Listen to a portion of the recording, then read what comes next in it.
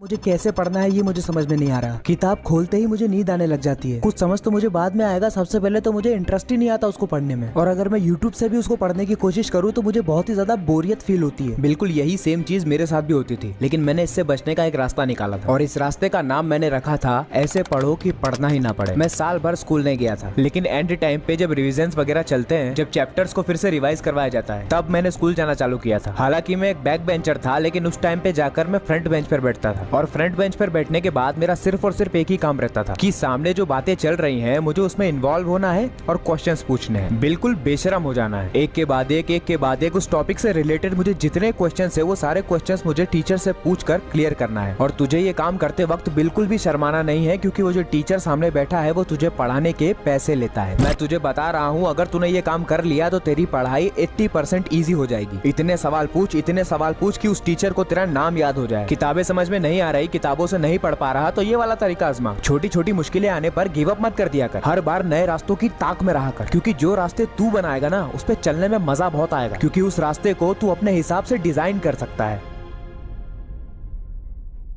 Pressure को handle करने का सिर्फ और सिर्फ एक ही तरीका है कि तुझे प्रेशर में भी मजा आने लग जाए।